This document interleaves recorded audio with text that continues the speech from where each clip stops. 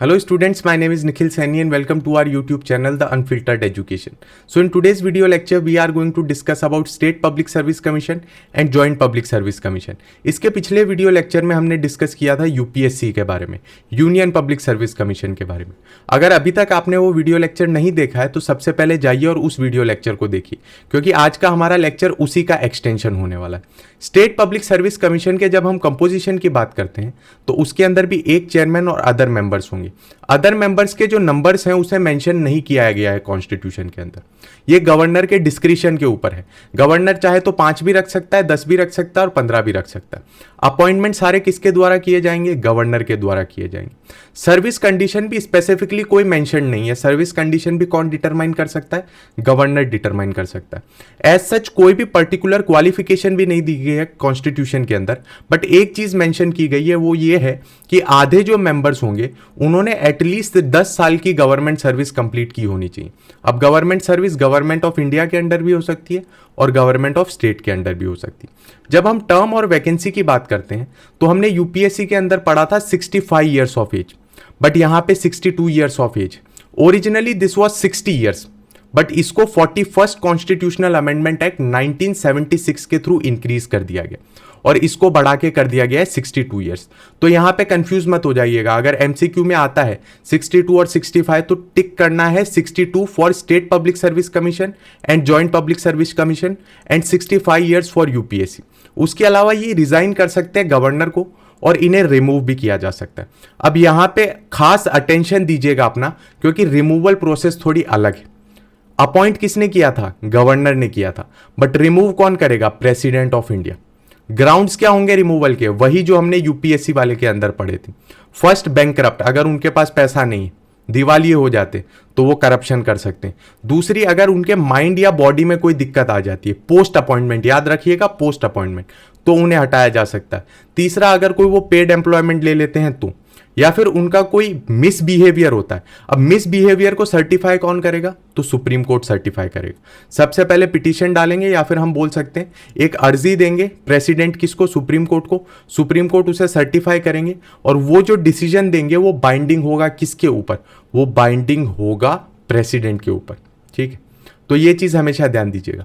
अब इसे पढ़ के आगे नहीं निकल जाना है, इसका बहुत बड़ा इंप्लीकेशन है हमारी पॉलिटी के ऊपर, वो समझिए। हम हमेशा बोलते हैं कि हमारा इंडिया जो है वो क्वासी फेडरल है। अब ये चीज जो है ये दर्शाती है कि किस तरीके से वो क्वासी फेडरल है। पढ़ के आगे नहीं निकल जाना है। जब आप इस चीज को पढ़ लेते हैं एज अ फैक्ट तो वो आपके प्रीलिम्स में काम आ सकता है, ऑब्जेक्टिव क्वेश्चंस में काम आ जाता है।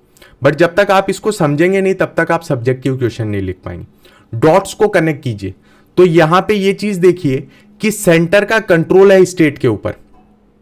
अगर पूरी तरीके से संघवाद होता तो यहां पे रिमूवल मेथड भी गवर्नर को दी गई होती, बट यहां पे क्वासी फेडरल रखने के लिए, सेंटर का कंट्रोल रखने के लिए स्टेट के ऊपर, यहां पे रिमूवल प्रोसेस जो है प्रेसिडेंट को दी गई। तो ये सारी चीजें कनेक्ट करते रहिएगा, आपके सब्जेक्टिव आंसर में आपकी बहुत ज्यादा मदद होगी। इसके बाद जब हम इनकी इंडिपेंडेंस की बात करते हैं तो इनकी सर्विस कंडीशन चेंज नहीं की जा सकती, पहली चीज तो ये। दूसरा, हमने रिमूवल प्रोसेस देखी कि स्टेट अपनी मर्जी से उन्हें रिमूव नहीं कर सकता, तो ये भी एक सिक्योरिटी देता है उनको अच्छे तरीके से काम करने के लिए। तीसरा, उनके जितने भी एक्सपेंसेस होंगे वो कंसोलिडेटेड फंड ऑफ स्टेट के ऊपर चार्ज होंगे, अपने आप ईएमआई की तरह कट जाएंगे। चौथा, जो हमने अपॉइंटमेंट प्रोसेस पढ़ी थी कि अगर chairman of state public service commission है तो वो मेंबर या फिर चेयरमैन बन सकता है यूपीएससी का, या फिर चेयरमैन बन सकता है किसी और स्टेट पब्लिक सर्विस कमीशन का। For example, Gujarat public service commission का जो चेयरमैन है वो राजस्थान पब्लिक सर्विस कमीशन का चेयरमैन बन सकता है। उसके अलावा वो कोई और गवर्नमेंट सर्विस में नहीं जा सकता। फिर यहां पे members of state public service commission पे भी ऐसी ही लिमिटेशन है जो कि आप यहां पे पढ़ सकते हैं। कोई भी तरीके से रीअपॉइंटमेंट नहीं होगा, वापिस उन्हें सेकेंड टर्म नहीं मिलेगी। तो ये उनकी इंडिपेंडेंस दर्शाते हैं। किस तरीके से इंडिपेंडेंस दर्शाते हैं इसका हमने डिटेल डिस्कशन किया था यूपीएससी वाले वीडियो लेक्चर के अंदर। अब आइए चलते हैं और इनके फंक्शन समझते हैं। फंक्शन सिमिलर है यूपीएससी के जैसे, कुछ ज्यादा डिफरेंसेस नहीं है। तो एग्जाम्स कंडक्ट करवाएंगे स्टेट के लिए, उनकी जो गवर्नमेंट सर्विसेज होंगी उनके लिए। दूसरी, मेथड ऑफ रिक्रूटमेंट के अंदर ये अपनी राय देंगे स्टेट गवर्नमेंट को। प्रमोशन और ट्रांसफर के ऊपर बताएंगे स्टेट गवर्नमेंट को। डिसिप्लिनरी मैटर्स के ऊपर गाइड करेंगे कि किसका प्रमोशन करना है, किसका डिमोशन करना है, किसका इंक्रीमेंट रोकना है। या फिर उन्हें रिमूव करना चाहिए कि नहीं करना चाहिए सर्विस पे, इन सारी चीज़ों पे वो एडवाइस करेंगे स्टेट गवर्नमेंट को। उसके बाद हमने ये चीज़ भी पढ़ी थी कि जो लीगल रीएम्बर्समेंट होता है, कोई लीगल एक्सपेंसेस होते हैं, वो भी उनके रिगार्डिंग भी जितने भी मैटर्स होंगे उनको कंसिडर करेंगे। पेंशंस रिगार्डिंग जितने भी मैटर होंगे उन्हें भी कंसिडर करेंगे कौन, स्टेट पब्लिक सर्विस कमीशन। उसके अलावा एक्सटेंशन ऑफ सर्विस या फिर किसी को पोस्ट रिटायरमेंट वापस बुलाना है तो उसके ऊपर भी एडवाइस करेंगे। इनका एक एनुअल रिपोर्ट तैयार होता है जो कि गवर्नर को दी जाती है, और गवर्नर उसको कहाँ प्रेजेंट करते हैं, स्टेट लेजिस्लेटिव असेंबली के अंदर, और वहां पे उसके ऊपर चर्चा होती।